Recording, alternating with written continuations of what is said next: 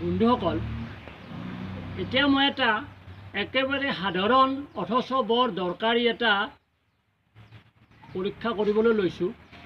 এই পৰীক্ষাটো আমাৰ সৰু ল'ৰা ছোৱালীসকল, বিশেষকৈ LP স্কুলৰ ল'ৰা ছোৱালীবিলাকৰ কাৰণে অতি উপযোগী হ'ব। সিহঁতে বৰ আমোদ পাব।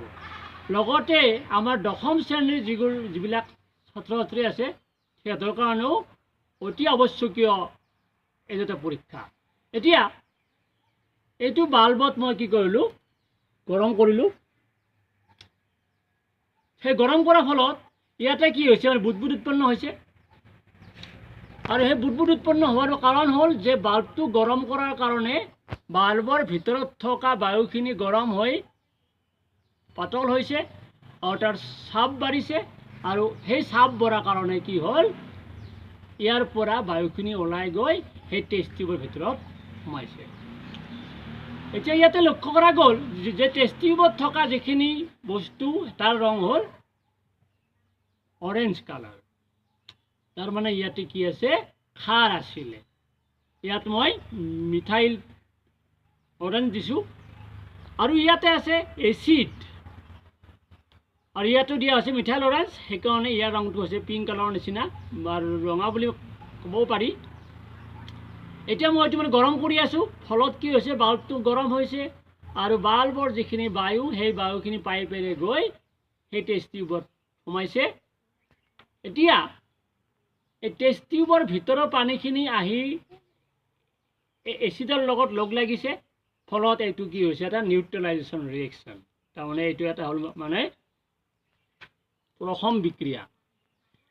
এতিয়া প্ৰথম বিক্ৰিয়া হোৱাৰ ফলত কি হৈছে, ইয়াতে এটা লৱণ উৎপন্ন হৈছে।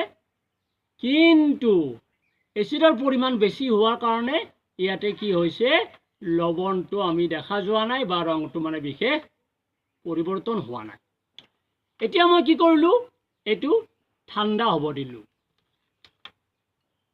ঠাণ্ডা হ'ব দিয়াৰ ফলত এতিয়া কি হ'ব চাব। ইয়াতে মই খাৰ ৰাখিছোঁ, এইটো খালী বটল আছিলে। এতিয়া ইয়াতে কি হ'ব,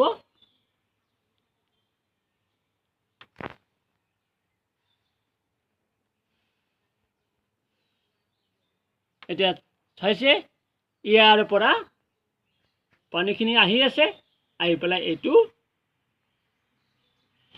লগ লাগিছে, ফলত ইয়াৰ এইখিনি পানী আকৌ কি হৈ গৈছে, অৰেঞ্জৰ নিচিনা হৈছে। এইটো যিমান ঠাণ্ডা হ'ব ইয়াৰ পৰা পানী সিমানেই আহি থাকিব।